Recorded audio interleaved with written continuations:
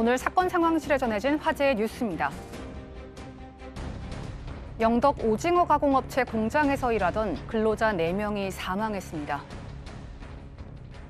구급대원이 들것을 이용해 한 남성을 구조하고 있습니다.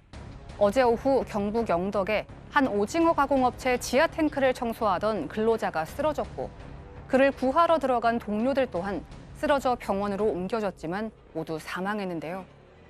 경찰은 이들이 오징어 부산물이 부패해 생긴 유독성 황화수소에 질식사한 것으로 추정하고 있습니다. 사고 당시 안전장비 또한 착용하지 않았던 것으로 밝혀졌는데요. 경찰은 업체 대표에 업무상 과실치사 혐의를 적용해 구속영장을 신청할 예정입니다. 한강 몸통 시신 사건의 피의자 장대호가 재판에 넘겨졌습니다. 어제 검찰은 살인 및 사체 손괴, 사체 유기 혐의로 장대호를 구속 기소했는데요. 조사 과정에서도 장대호는 여전히 반성하지 않는 모습이었고 오히려 사형을 구형해도 상관없다며 당당함까지 보였습니다. 검찰은 장대호가 3차례 포맷한 모텔 CCTV 영상을 포렌식 기법으로 복원해 사체 유기 혐의를 입증했는데요. 이어 면식범의 가능성도 염두에 두고 장대호와 피해자의 관계를 분석했지만 아무런 접점이 없었다고 밝혔습니다. 지인에게 거액을 빌리고 외국으로 달아난 마이크로닷의 부모에게 검찰이 실형을 구형했습니다. 20여 년 전 충북 제천에서 가족과 지인 14명에게 4억 원을 빌린 뒤 갚지 않고 뉴질랜드로 달아난 마이크로닷의 부모. 경찰은 당초 사기 피해액을 3억 2천만 원으로 추정했으나 검찰 수사 과정에서 총 4억 원으로 늘어나기도 했는데요. 어제 열린 결심 공판에서 검찰은 부부가 받고 있는 사기 혐의 등이 인정된다며 마이크로닷의 아버지에게는 징역 5년을, 어머니에게는 징역 3년을 구형했습니다. 구치소에 수감 중인 박근혜 전 대통령이 외부 병원에서 어깨 수술을 받게 됐습니다. 오늘 법무부는 박 전 대통령을 외부 병원에 입원시키기로 결정했는데요. 박 전 대통령은 정밀 검사 결과 좌측 어깨 수술이 필요하다는 전문의의 소견을 받았습니다. 법무부는 추석 연휴가 끝나는 16일에 입원을 허가했는데요.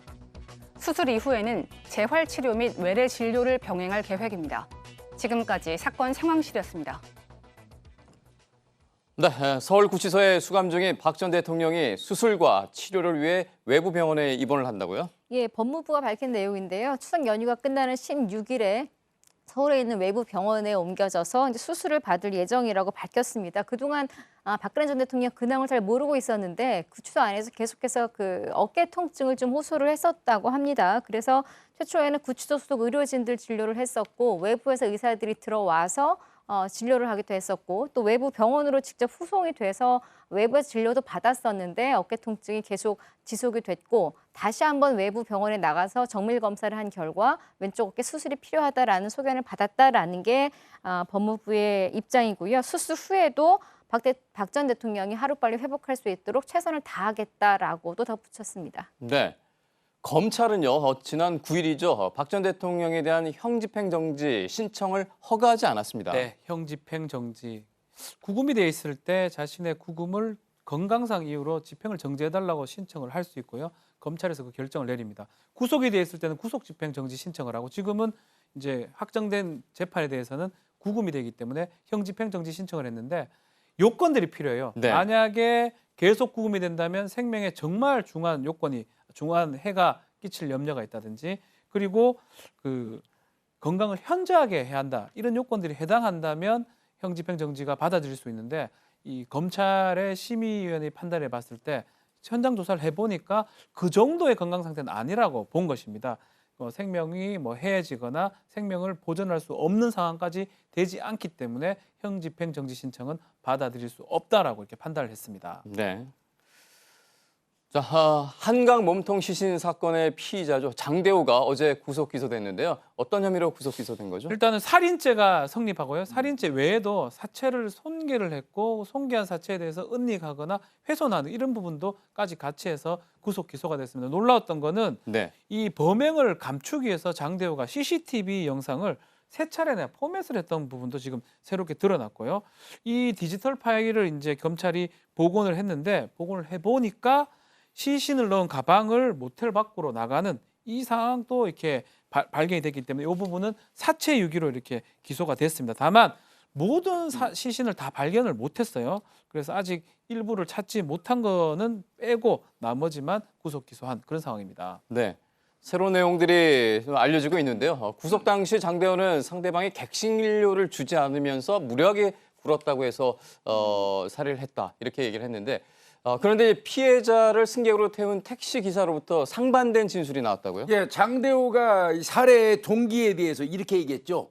피해자가 객실료를 4만 원입니다. 그걸 주지 않으려고 했고 나한테 반말을 하면서 담배 연기를 내 얼굴에 품어서 거기서 격분해서 내가 살해를 했다 이렇게 네. 얘기했지 않습니까? 그래서 이제 실제 그럴까는 뭐 지금 피해자가 사망했기 때문에 확인할 길이 없는 거고요. 네. 검찰에서 간접적으로 아마 이제 정황 조사를 했던 것 같습니다. 그래서 봤더니 피해자를 그 모텔까지 태워다 준 택시 기사가 있었어요. 그 택시 기사를 상대로 물어봤더니 피해자는 만취 상태에 있었지만 뭐 반말하거나 이런 적이 없었다. 택시 기사인 나한테. 네. 오히려 잔돈이 있는데 잔돈까지 챙겨주면서 잘하더라. 이런 진술이 있었고요. 그다음에 피해자가 이 모텔에 들어간 다음에 모텔에서 자신의 아내한테 전화를 했던 것 같습니다. 그때 뭐 모텔 종업원하고 다퉜다는 말 뭐 이런 말 한 적도 없었고 그다음에 그 돈을 주는데 그 종업원이 안 맞는다 이런 말을 하더라는 겁니다. 네. 그래서 이제 그걸 간접적으로 이제 그 검찰이 조사를 한 거죠. 근데 이제 그 장대호는 그렇게 얘기 안 하고 있지 않습니까? 근데 네. 이제 분명한 건 제가 볼 때는요. 뭐 이 장대호가 뭐 담배 연기를 얼굴에 뿜고 뭐 어쩌고 저쩌고 얘기하는 게 과장되기는 했을지 몰라도 뭔가 둘 사이에 다툼이 있었던 건 분명합니다. 네. 끔찍한 살인을 한 장대호가 구속 기소됐다는 소식까지 전해드렸습니다. 이어서 사건 상담실로 가겠습니다.